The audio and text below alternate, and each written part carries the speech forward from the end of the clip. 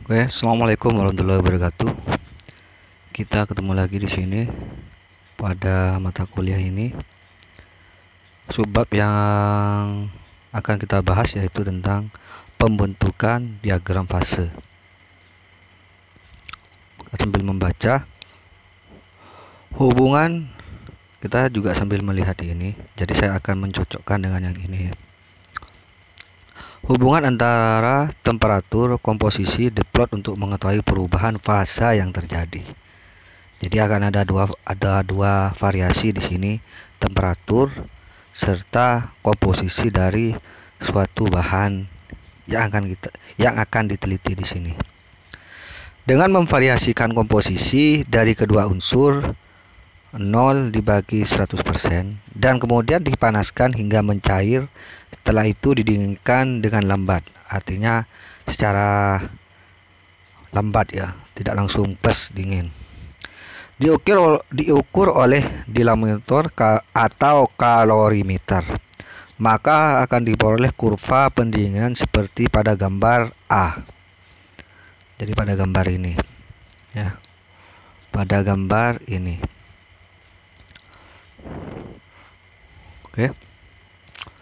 Perubahan komposisi akan merubah pola dari kurva pendinginan. Di sini pada titik A, L1, L2 sampai C merupakan awal terjadinya pembekuan. Jadi kalau kita perbesar di sini, awal mula terjadinya pembekuan itu ada di titik A, L1, L3 sampai ke C. Jadi ini adalah awal dari suatu bahan menjadi pembekuan. Kalau ini memang murni, kalau yang dari atas ini adalah murni CU. Ini yang sudah divariasi jika Ni-nya ditambah 20%, ini jika Ni-nya 50, 80 sampai ini murni Ni. Jadi berbeda-beda ya komposisi. Berbeda-beda komposisi dan berbeda-beda juga dari perlakuan temperaturnya itu sendiri. Ada yang temperaturnya itu sekian dia mendidih, ada yang temperaturnya sekian dia mendidih. Jadi akan berbeda-beda untuk perlakuan temperatur itu sendiri. Terus B, S1, S2 sampai D merupakan akhir pembekuan. Jadi kalau yang B S1 sampai ke D ini adalah akhir dari pembekuan. Kalau dari akhir pembekuan berarti ke bawahnya ini adalah sudah berbentuk padatan. Ya, solid, sudah berbentuk solid. Oke. Oke, kita lanjut. Gambar B di sini. Yang sini. Diagram kesetimbangan fase CuNi. Ini adalah gambar CuNi. Kita bahas sedikit. Artinya pada waktu ini ada sangkut pautnya dengan di atas ya. Pada waktu kita ada di titik, karena di situ kan ada L1, L2, L3. Ini adalah pada masa tadi disebutkan pada masa awal pembekuan. Sedangkan yang di sini adalah akhir dari pembekuan. Artinya karena di sini awal dan di sini adalah akhir, berarti di tengah-tengahnya itu adalah campuran dari liquid dan solid itu sendiri. Makanya di situ disebutkan L plus A atau plus alfanya. Maka di sini sudah ada keterangan bahwa di sini adalah liquid dan di sini adalah solid. Kita misalkan di sini dari komposisi itu sendiri ini 100% Cu dan ini 100% Ni. Sedangkan Ni titik teduhnya, titik didihnya itu ada di 14,55 Celcius. Sedangkan untuk Cu-nya sendiri itu ada di 1800. Pada waktu dia dipanaskan melebihi suhunya, maka dia akan bercampur jadi liquid. Di sini liquid. Pada waktu dia penurunan suhu ke bawah, jadi diturunkan atau didinginkan secara perlahan, maka otomatis yang ini karena dia ngikutin Li ini, ngikutin temperaturnya dari Cu sendiri. Kenapa? Ini kan rencananya kalau kita lihat di sini Cu 100%, ini kalau dilihat dari sana Ni-nya itu 20%. Kalau lihat dari sini ya, Ni-nya itu 20, 4, 50, 80 Ni. Artinya bahwa Ni ini yang mendoping ke Cu itu sendiri. Doping itu artinya menyisipkan ya. Makanya di sini dia mengikutin, kalau seumpamanya ya, kenapa dia harus mengikutin Cu Ni, Pak? Ya jelas, kenapa? Misalkan dia ngambil suhu 1084, maka Ni ini tidak akan terlarut. Maka yang terjadi apa? Ni masih dalam bentuk solid, dalam bentuk padatan. Sedangkan yang dimaksud di sini adalah bahwa dua bahan ini, Nu sama Ci ini, dia pengennya itu bergabung. Makanya sedangkan di sini titik didihnya ada di 1455, sedangkan Ni-nya 1084. Makanya dia harus ngikutin temperatur tertinggi dari bahan itu sendiri agar mudah menyatu. Bisa dibilang itu proses penyatuan dari bahan itu. Nah, kalau sudah seperti itu, pada waktu dia sudah bercampur menjadi liquid, karena dia sudah Ni ini sudah bercampur menjadi liquid, maka sini liquidus artinya percampuran dari bahan ini. Pada waktu dia didinginkan, ada di titik L2 itu sudah tahap atau proses pembekuan. Ada di tahap 1300, 1200. Di titik tengahnya ini, karena di sini awal pembekuan dan di sini akhir pembekuan, maka disitulah dia gak semacam ini percampuran dari mau liquid tapi juga mau padat. Itu artinya kalau telur setengah matang tuh, semakin dia diturunkan suhunya, maka dia akan menjadi S1, S2, S3. Sudah awal diturunkan lagi temperaturnya, maka akan menjadi solid. Jadi semuanya akan menjadi solid atau padatan, jadi benda padat ya. Itu yang dimaksud dari gambar ini. Oke. Kita lanjut. Ini sama saja sih, tapi kita bahas ya. Ini temperatur, ini variasinya ada temperatur, ada komposisi juga. Artinya di sini cuma menerangkan kalau di sini gambar-gambar ini solid, artinya ini solid complete, ini solid begin. Artinya awal mula pembekuan, makanya awal mula pembekuan dimulainya solid, dan solidification complete, akhir dari solid itu sendiri sehingga menjadi solid, benar-benar solid. Artinya dari komposisi, dari semua komposisi entah itu 25 murni Cu, komposisi Cu artinya kan ini arahnya ke sana, berarti ini Cu nya komposisi 25, 50, 75 sampai 100% Ni itu kan berbeda-beda. Nilai dari titik E, D, B, ada E, ada D, ada B, ada A, itu berbeda-beda nilainya. Kan apa? Percampuran dua bahan itu akan merubah dari struktur dari kristalnya, juga akan merubah dari sifat kristalnya itu sendiri. Makanya yang saya bilang minggu kemarin, kalau kita mau mencampur suatu bahan, kita harus melihat dari titik kelebihannya. Kalau tidak ada daripada kelebihan sama kekurangannya, banyak kekurangannya, ngapain kita menggabungkan bahan itu sendiri? Itu ya. Perbedaannya dia cuma menjelaskan di titik DBE-nya. Artinya di titik pada waktu dia menjadi solidification complete dan solidification begin. Artinya awal mula menjadi solid dan awal mula menjadi solid dan the end solid, artinya akhir dari solid itu sendiri. Di sini ada keterangannya bahwa di garis liquid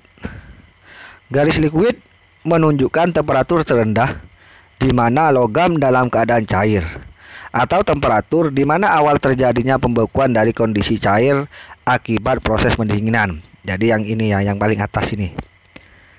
Kalau yang berakhir berarti ini yang bawah. Garis solidus merupakan temperatur tertinggi suatu logam dalam keadaan padat atau temperatur terendah di mana masih terdapat fase cair. Jadi ini ya. Nah, jelas itu. Lanjut. Nah, ini. Selain garis-garis tersebut, titik-titik kritis dari keadaan cair dan padat juga menyatakan batas kelarutan maksimum unsur terlarut di dalam pelarutnya atau maksimum solubility limit. Oke, ini contohnya di sini. Ini ada liquid. Ini adalah limitnya atau limit pelarutnya. Kalau di sini ini komposisi berat. Komposisi beratnya dari sugar waternya. Sedangkan di sini temperaturnya. Artinya kalau kita ini kan sekarang dia membahas tentang ini sirup water. Kita melihatnya semakin oke ini ke sini. Kalau ini yang sugar itu semakin ke sana tinggi gulanya. Kalau water ini semakin ke sana semakin tinggi. Artinya kebalikannya ya. Artinya kalau kita melihat dari titik sini dulu.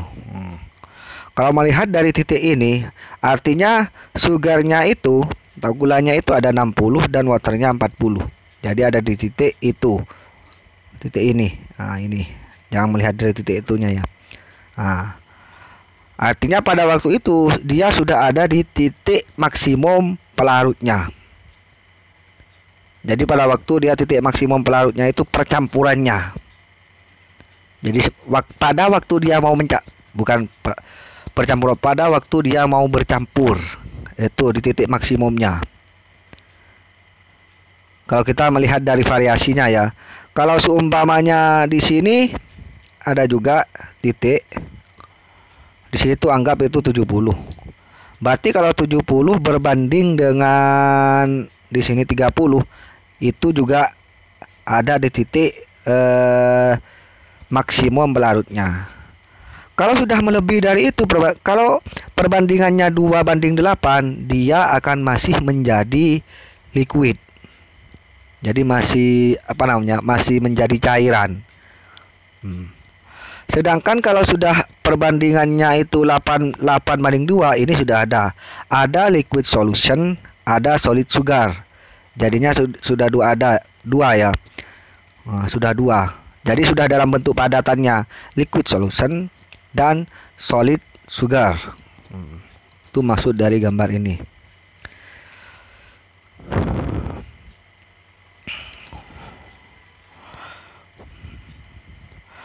Kita langsung the solubility limit, batas kelarutannya. Ini sama dengan ini ya. Kita langsung saja. Ini cuman ada ada contoh soal di sini. Contohnya itu diagram fase dari sistem air gula. Pertanyaannya, berapa batas kelarutan pada 20 Celcius. Jadi temperatur. Akan di sini ada Sehingga jawabannya kita melihat itu di titik 20. Karena kita melihat dari titik ini ya, 60 hampir 60. Kita menganggap di sini 65 lah. Ini di titik ini 65, berarti 65. Berarti persen berat dari gula itu sendiri dia ada di titik 65. If CO jika kurang dari 65% beratnya gula, kok nggak kelihatan, sirup berbanding atau sebanding dengan sirup. Jika lebih gula, maka jika lebih dari 65%, ini. Jika kurang dari 65, berarti kalau kurang dari 65 ke sana ya. Kalau 65 berarti arahnya ke sana. Maka otomatis dia akan menjadi sirup artinya liquid. Sirup itu kan liquid. Sirup tok tanpa gula ya. Nah, terus kalau dia lebih dari 65, dia akan menjadi sirup plus gula. Sirup liquidnya plus gulanya. Nah, itu maksud dari sini. Seperti yang saya bahas yang di atas ini ya. Batas kelarutan meningkat dengan kenaikan temperatur. Nah, semakin temperatur itu dinaikkan, maka batasnya itu juga akan semakin meningkat. Artinya bisa ke 80, sama saja dengan yang di sini ya. Bisa ke 80, kan ini semakin meninggi. Jadi di sini ada 70 sama komposisinya bisa 70/30. Itu maksud dari kata-kata ini. Contoh di sini, jika T100 batas kelarutannya menjadi 80% berat gula. Kita lanjut. Efek dari temperatur dan komposisi. Jadi efek dari temperatur itu sendiri dan komposisi itu sendiri. Perubahan T dapat mengubah jumlah dari fase A ke B. Fase A ke B. Berarti fase A ini fase A ke B. Jadi perubahan temperatur. Jadi yang awalnya itu ada 2 fase, dengan kita menaikkan temperatur itu akan berubah menjadi 1 fase. Karena apa? Semakin dia menaikkan, dia melewati ambang batas ini, maka otomatis dia akan menjadi liquid. Kalau sudah menjadi liquid, berarti dia akan menjadi sirup saja. Kalau sudah menjadi sirup saja, berarti kan 1 fase. Tuh. Yang kedua, perubahan CO atau perubahan komposisi dapat mengubah jumlah dari fase B menjadi fase D. Jadi dari 1 fase menjadi 2 fase. Perubahan komposisi. Dengan berubahnya komposisi, kita melihat sini 70/80. Semakin ke sini, anggap ini 90 sama 10. Pada waktu kita CO-nya komposisinya itu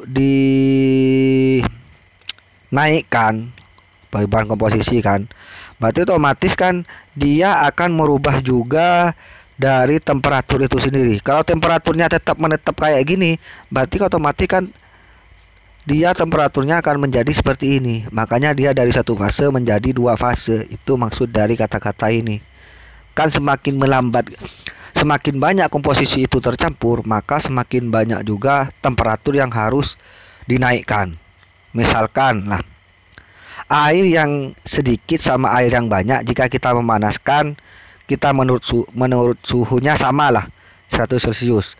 Waktunya itu yang bikin tidak sama kan. Yang air sedikit itu dia akan mudah cepat masak daripada air yang banyak. Itu logikanya dalam gambar ini ya.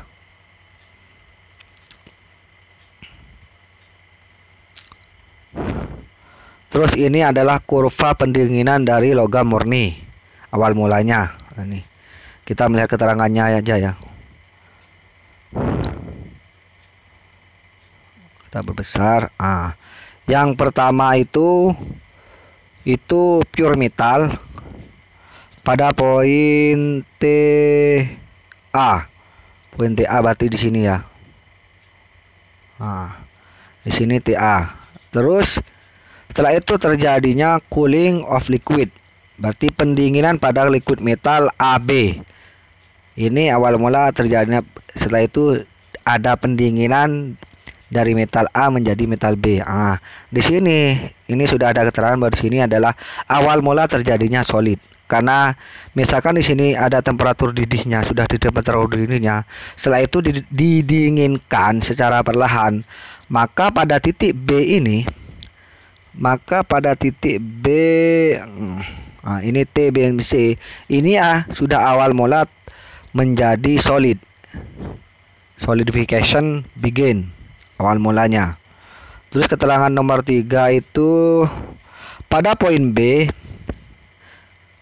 metal murni memulai precipitate-nya untuk solution. Oh, awal mulanya untuk menjadi solid solutionnya. Ini. Terus ke nomor 4 itu pada poin C. Ini poin C.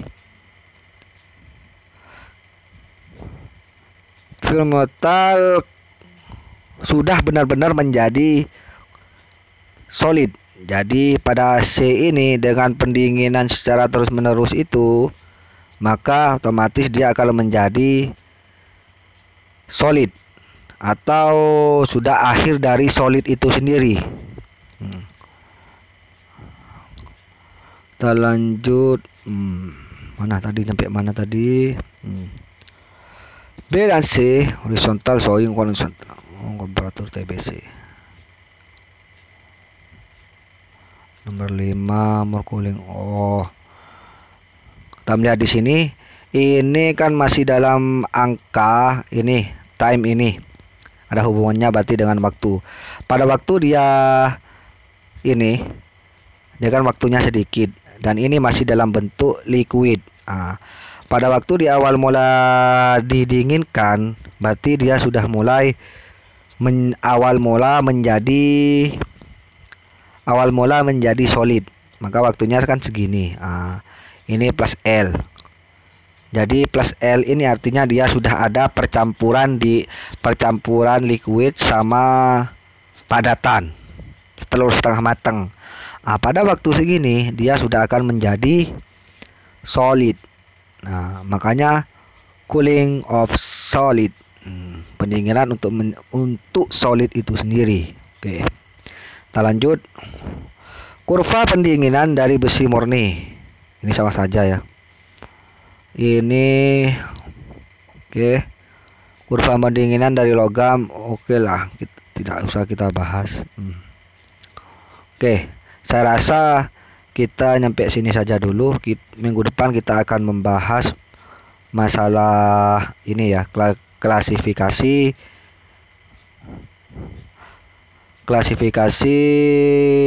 diagram kesetimbangan ini minggu depan.